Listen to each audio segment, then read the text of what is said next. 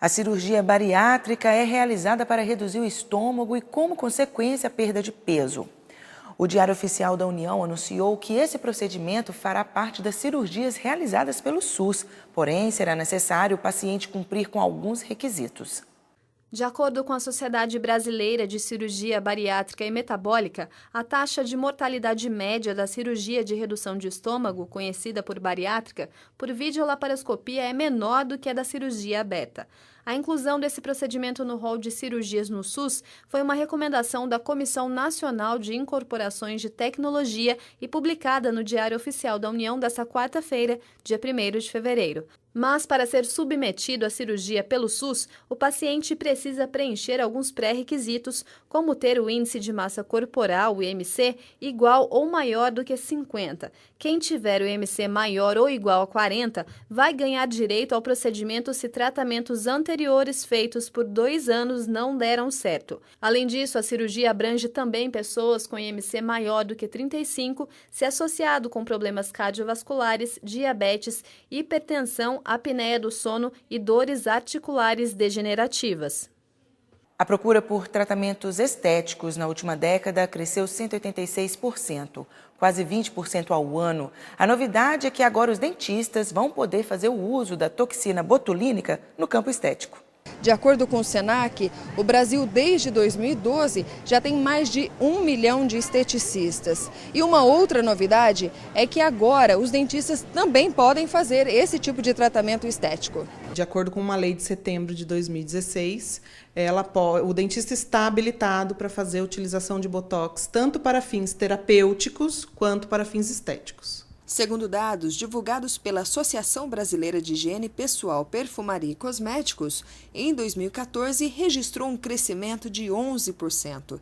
O Brasil é líder global no segmento de perfumaria, movimentando mais de 17,1 bilhões de reais. Entre os serviços que vêm conquistando o público é a toxina botulínica tipo A.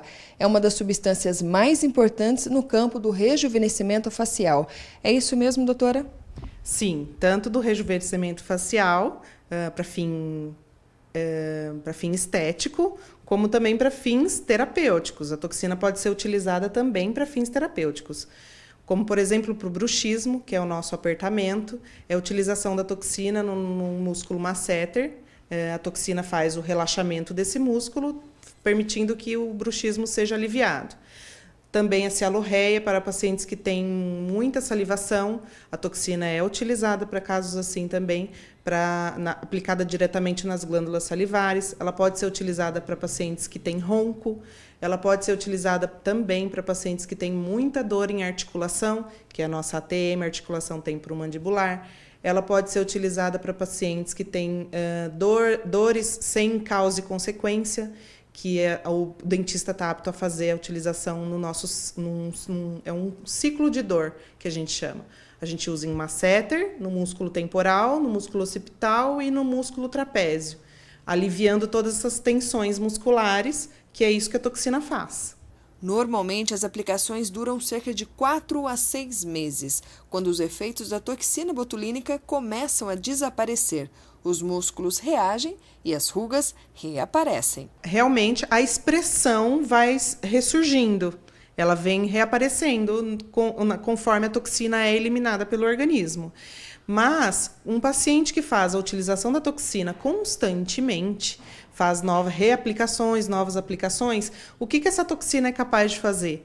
Pelo fato do paciente não conseguir mais fazer a expressão constantemente, essas linhas de expressão vão se suavizando com o passar do tempo. Elas não vão ficando tão vincadas como eram sem a utilização da toxina. O preço das aplicações pode variar. O preço da aplicação vai depender muito da região que o paciente precisa que ela seja aplicada, porque nós fazemos uma conta específica para cada região, tem uma concentração mínima, uma concentração máxima. Isso está relacionado com a intensidade de movimento que aquele músculo exerce. E com relação ao que é, quando é e para que é indicado, tem muitas indicações, mas a prioridade é o que incomoda o paciente. Se ele tem uma testa que precisa, por exemplo, de uma toxina, mas aquilo não incomoda ele, o que incomoda ele é o pé de galinha, é a expressão nasal, é aquilo que tem que ser realizado. É o que a questão principal de utilização é a queixa do paciente, principalmente.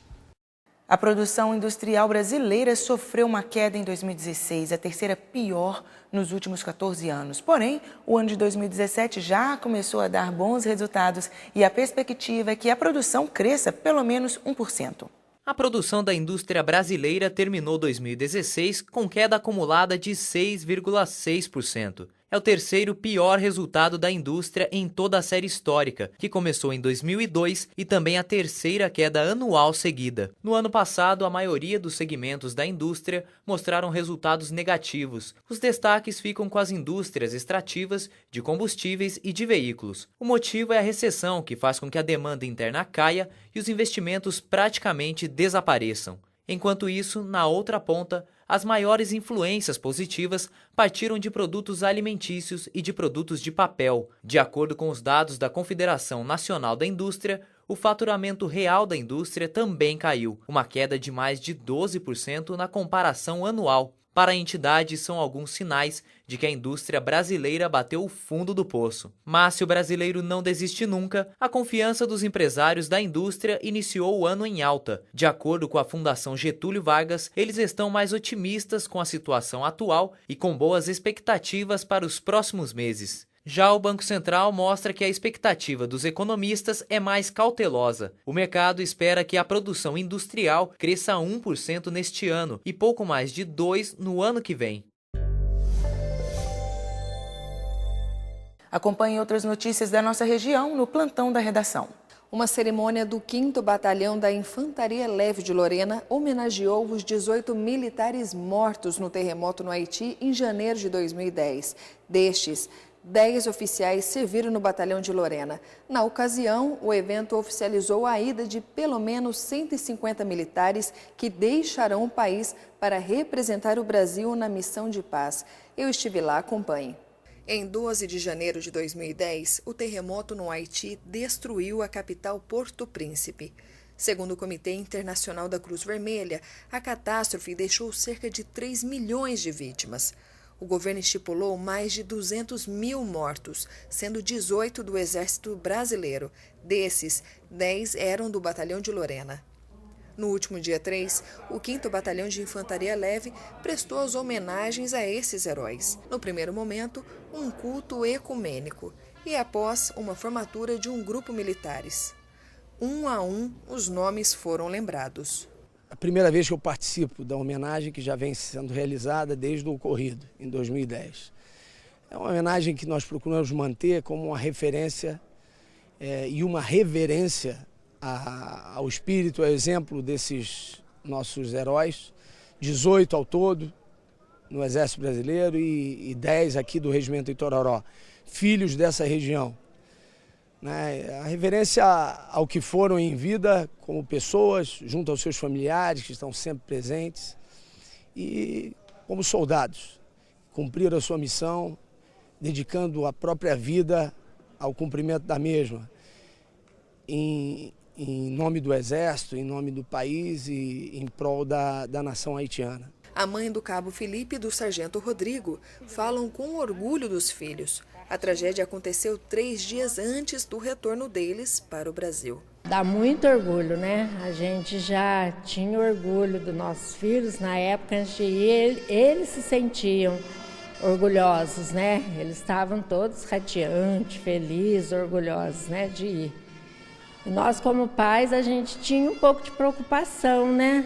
Mas a gente compartilhava com eles essa alegria. O meu filho, particularmente, ele estava muito feliz lá. Largar a família, largar os pais, ficar lá 6 meses lá, no outro país diferente, lutando com aquela pobreza, né? Aquela, Deus que me perdoe, aquela miséria, né? Aí tem que ser herói mesmo, né? O Brasil lidera a missão das Nações Unidas para a estabilização do Haiti desde 2004. Homens e mulheres da Marinha, Aeronáutica e do Exército deixam o país para representar o Brasil na missão. A missão é a estabilização da paz, manter o Haiti estável e seguro. Major, Quais serão as atividades desenvolvidas pelo Exército? No 26º contingente, as atividades desenvolvidas serão as relativas à manutenção do ambiente seguro e estável no Haiti. Isso se dá através de patrulhas nas cidades, isso se dá através de ações humanitárias, de distribuição de água, de alimentos, que o Exército ajuda outras organizações que estão presentes no Haiti, e com todo o preparo da tropa também para casos de socorro a acidentes de grandes proporções. Serão em torno de 150 oficiais que vão integrar o 26º contingente brasileiro. Nós temos um critério de pré-selecionamento, ou seja, todos eles estão ainda, apesar de terem passado numa situação já de preparo físico, de seleção intelectual, até mesmo psicológica, mas eles ainda estão numa fase de preparo, apesar de ela já estar sendo desenvolvida. O Haiti tem aproximadamente 11 milhões de habitantes. 80% da população vive em situação de pobreza absoluta.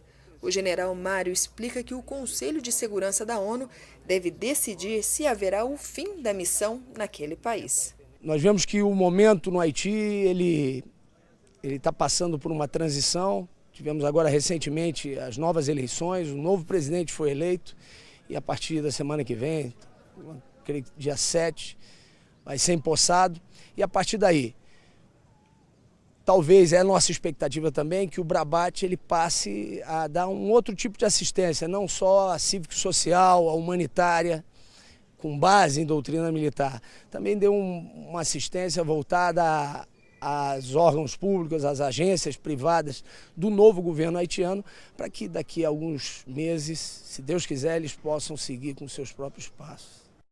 Mochilas com excesso de peso podem trazer sérias consequências na saúde de crianças e adolescentes. É o que você vai ver no próximo bloco.